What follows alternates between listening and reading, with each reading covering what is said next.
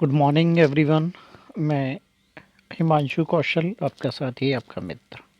आज 28वें दिन की क्लास लेकर आपके साथ उपस्थित हूँ। आप यहाँ पर सीख रहे हैं इंग्लिश स्पीकिंग का बेसिक कोर्स। आप सभी से एक बार फिर रिक्वेस्ट करना चाहूँगा कि मेरे चैनल को ज़्यादा से ज़्यादा सब्सक्राइब कीजिए, लोगों को वीडियो शेयर कीजिए, ताकि आपको मेरे वीडियोस का अपलोड होते ही नोटिफिकेशन मिल जाए और आप टाइमली उन वीडियोस को देख सकें और उसका फ़ायदा उठा सकें। चलिए बात करते हैं आज की क्लास के बारे में। आज हम सीखेंगे use of has to have to. कुछ सेंटेंसेस स्पेशल टाइप के होते हैं, उनको किस तरह से यूज़ करते हैं ये आज की हम क्लास में हम सीखेंगे।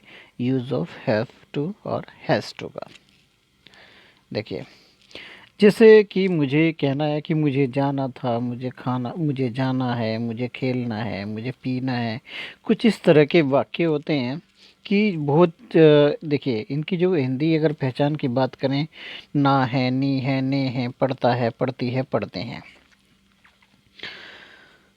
इस तरह के वाक्यों के अंत में जो इस तरह के हिंदी वर्ड्स आते हैं, तो वो वाक्यों में उनको हैज़ टू और हैव टू के साथ में हम बनाते हैं। देखिए, इसका जो फार्मूला होता है वो सब्जेक्ट प्लस हैज़ टू या हैव टू, और इसमें वर्ब की फर्स्ट फॉर्म आती है हमेशा। जैसे हमें एक वाक्य, हम एग्जांपल लेते हैं, मुझे जाना है। तो मुझे जाना है, तो इस तरह के जो वाक्य है, मुझे जाना है, मुझे पीना है, मतलब मुझे जाना है, वहाँ पर क्या है कि एक वो इस तरह से वहाँ पे कहने की कोशिश कर रहा, वाक्य में ऐसा सेंस समझ में आ रहा है, ऐसा निकल के आ रहा है कि मुझे जाना है, मतलब एक नीडी है, ज़रूरी है, बहुत इम्पोर्टेंट है, यानी कि लाइक बहुत ही जरूर कि जाना ही है। एक तो मैं जाता हूँ नॉर्मल, लेकिन मुझे जाना है, मतलब एक दबाव या इम्पोर्टेंस वाली बात हो रही है, दबाव वाली, कि जाना ज़रूरी है, बहुत ही महत्वपूर्ण है, मुझे जाना है, ज़रूर ही जाना है। तो इस तरह के वाक्य हैं, तो इस तरह के जो सेंटेंसेस है उसको हम हैज़ टू हैव टू के साथ में बनाते हैं।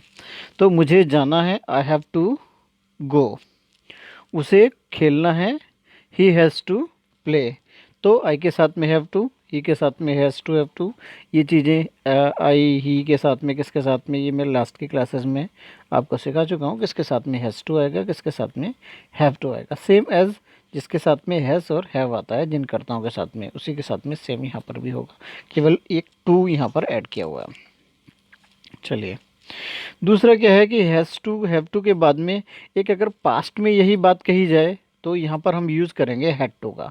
जिन वाक्यों के अंत में ना था, नी थी, ने थे, पढ़ा, पढ़ी, पढ़े, पढ़ता, पढ़ती, पढ़ते थे, यानी कि यही चीज़, जैसे कि मैंने उसको कहा इम्पोर्टेंस थी, किसकी बहुत ज़रूरी था, वो प्रेजेंट में था हैज़ टू हैव टू का यूज़। अगर वही बात हम पास्ट में कहेंगे तो वहाँ पे हैड टू का यूज़ करेंगे। तो यहाँ पे क्या इंपॉर्टेंट है, देखिए यहाँ पे वर्ब की फर्स्ट फॉर्म लेकर कहेंगे, subject plus had two plus verb की फर्स्ट फॉर्म आती है। उसे जाना पड़ा, उसे जाना पड़ा, ही हैड टू गो। मुझे पढ़ना पड़ता था, मतलब किसी कारणवश, किसी दबाववश मुझे पढ़ना पड़ता था, आई हैड टू रीड। मुझे कुछ पूछना था, I had to ask something. तो इस तरह के वाक्यों में हम हैड टू का यूज़ करेंगे। अगला आपका, अगर यही चीज़, जैसे कि हम प्रेजेंट की, पास्ट की बात करी, यही चीज़ अगर हम फ्यूचर में हो, जिन वाक्यों के अंत में ना होगा, नी होगे, ने होंगे, पढ़ेगा, पढ़ेगी, पढ़ेंगे, तो वहाँ पर विल हैव टू का यूज़ करेंगे। जो फ्यूचर के वाक्य में देखिए, उसे पैसे देने पड़ेंगे, यानी कि कुछ दबाव है कि ज़रूर देने पड़ेंगे, तो यहाँ पर क्या है, उसे पैसे देने पड़ेंगे। He will have to give money. तो मैं लास्ट जो पास्ट का और प्रेजेंट का था, उसमें आपको नेगेटिव के सेंटेंस बताना भूल गया था। तो सेम वहाँ पर भी क्या है कि थर्ड नंबर पर अगर नेगेटिव है तो नॉट टू लगा देंगे, और अगर वही चीज़ हम इंट्रोगेटिव में कहेंगे तो आपकी हेल्पिंग वर्ब पहले ले आएंगे। उसे पैसे देने पड़ेंगे, he will have to give money. उसे पैसे नहीं देने पड़ेंगे, he will not have to give money. और अब उसे पैसे, क्या उसे पैसे देने पड़ेंगे, तो will he have to give money. यहाँ पर क्या करेंगे हम, विल उठा करके पहले आ जाएगा, will he have to give money.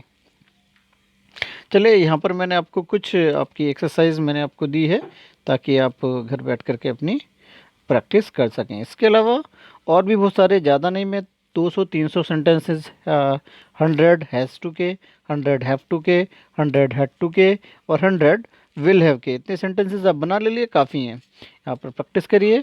अगर प्रैक्टिस नहीं करेंगे, डेली प्रैक्टिस नहीं करेंगे, सेंटेंसेस नहीं बनाएंगे, एक्शंस वर्ब के साथ में नई नई वर्ब्स नहीं खोजेंगे, तब आप यहाँ पर 100% इसका फ़ायदा नहीं उठा पाएंगे।